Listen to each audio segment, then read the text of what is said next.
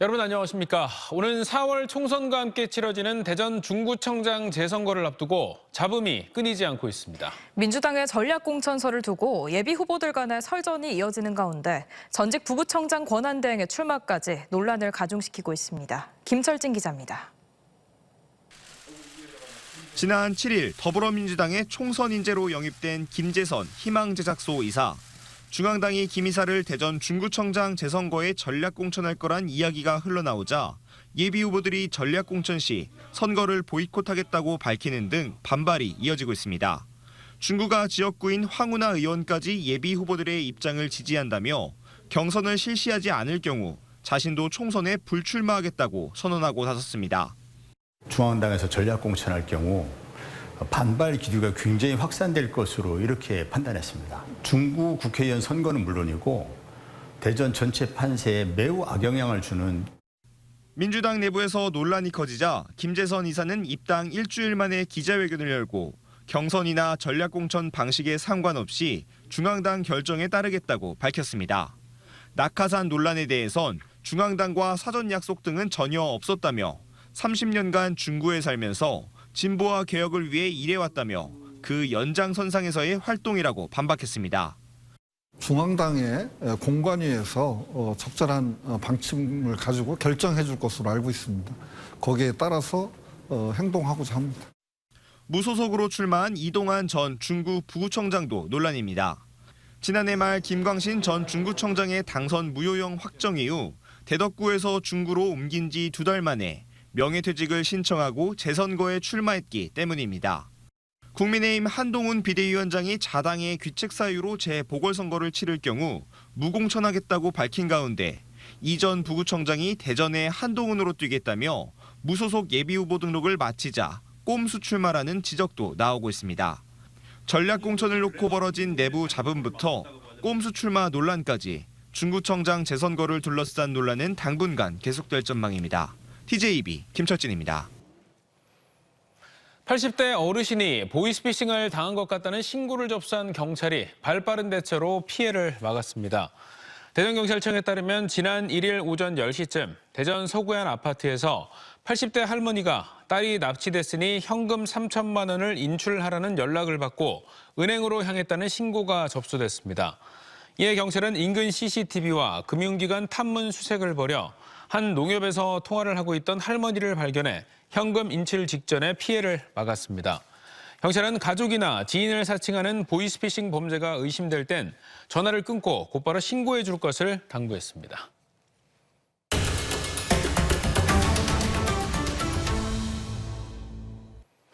(2006년) 개통 이후 18년째 무사고 운행 기록을 이어가고 있는 대전 도시철도. 전국에서 가장 안전한 지하철을 만들기 위해 설 연휴도 반납하고 고군분투한 이들이 있습니다. 바로 대전 파남동에 있는 차량기지 정비사들 얘긴데요. 열차의 불이 꺼진 뒤 승객들의 안전을 위해 구슬땀을 흘린 이들을 양정진 기자가 만나봤습니다. 손님들을 모두 내려주고 불이 꺼진 오늘의 마지막 열차가 차량기지로 들어옵니다. 고생한 막차를 마중하는 건 다름 아닌 차량 정비원들입니다. 이곳은 파남동에 위치한 차량 기지입니다. 이곳에서는 차량의 하부 상태나 제동 장치 같은 것들이 정상 작동되고 있는지를 점검하게 됩니다. 출입문 작동부터 바퀴 상태까지 꼼꼼하게 확인하며 지하철이 내일도 문제없이 달릴 수 있을지 살펴보는 겁니다. 제동에 문제가 생기게 되면은 이제 본선에서 열차가 제대로 멈출 수 없는 상황이나 아니면 조기 정차, 진가 정차 등의 문제들이 발생할 수 있습니다. 그래서 승객들의 안전과도 연결돼 있기 때문에 차량이 움직일 수 있도록 전기를 공급하는 전차선 점검도 시작됩니다. 전기가 완전히 끊기면 이 비상 복구 차량을 타고 터널 안으로 들어갈 수 있습니다. 저도 한번 같이 들어가 보겠습니다. 정비원 3명이 함께 깜깜한 터널에 들어가 전차선의 높이나 구조물의 파손 여부 등을 일일이 확인합니다. 어둡고 비좁은 공간에서 세밀한 점검이 진행돼 사고 위험이 항상 도사리고 있는 만큼 안전에 더욱 만전을 기합니다. 저희 터널 입구 보시면 알겠지만 높이가 낮아요. 낮아가지고 일어섰을 때 구조물하고 충돌 위험이 가장 크죠. 전동차의 방향을 바꿔주는 선로 전환기나 신호등과 자동정지 시스템 등 차량 진출입을 제어하는 시설도 매일 꼼꼼히 살핍니다. 열차가 제대로 출발하지 못하거나 잘못된 선로로 진입해 탈선할 위험이 있기 때문입니다. 저희가 365일 24시간 시설물 점검을 함으로써 시민들의 불편을 어떻게든 최소화하기 위해서 노력을 하는데 시설물이 자꾸 노후화되고 인력도 자꾸 줄어들고 하니까 지난 2006년 3월 16일 운행을 시작한 대전 도시철도는 지금껏 3천만 킬로미터 넘게 대전 시민의 발이 되어주며 18년째 사고 없이 달리고 있습니다. 보이지 않는 곳에서 시민들의 안전을 위한다는 사명감 하나로 자리를 지켜왔습니다. 지하 속 영웅들 덕분에 대전 도시철도는 오늘도 내일도 힘찬 경적을 울리며 시민들을 맞이합니다. TJB 현장 리포트 양정진입니다. 정부가 의대 입학 정원을 2,000명 늘리기로 한 가운데 지역 의대들이 정원 확대에 본격 나서고 있습니다.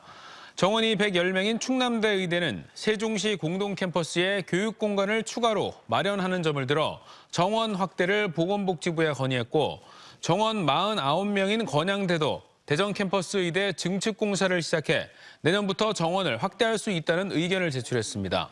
정원 40명의 을지대 의대도 대전 캠퍼스를 3배 확장해 정원 확대 요구에 나섰고 정원 93명의 순천향대 의대와 49명인 단국대 의대도 각각 150명과 100명까지 증원 방침을 세웠습니다.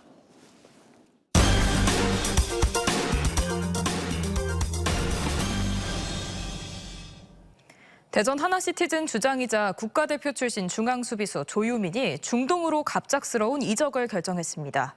리그 개막이 보름 앞으로 다가온 가운데 주력 선수를 잃은 대전은 초비상이 걸렸습니다. 이수복 기자의 보도입니다.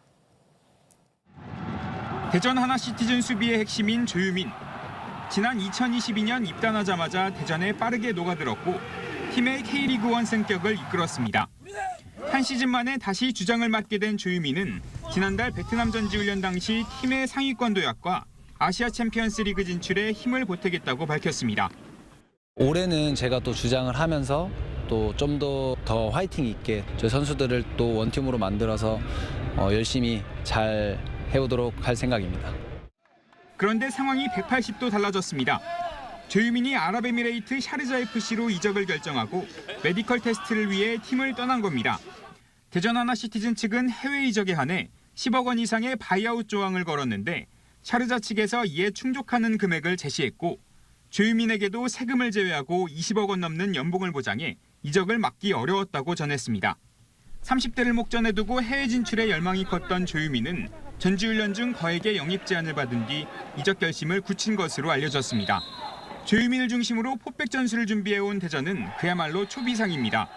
홍정훈이나 아론 같은 중앙 수비수를 영입했지만 후방 빌드업의 시작이 되는 조유민과 플레이 스타일이 다르기 때문입니다. 웬만한 미드필더만큼 볼을 잘 차기 때문에 패스나 빌드업 이런 부분에서 전체적인 공격의 시작을 이끌어주는 선수였다고 생각을 하고요. 최고 장점은 저는 리더십에 있었다고 생각을 하거든요. 조유민을 대체할 국가대표급 수비수 영입마저 어려운 상황에서 대전은 결국 지난 시즌 사용한 3백 전술로 시즌을 준비하되 공격 강화에 더욱 힘을 실을 계획입니다.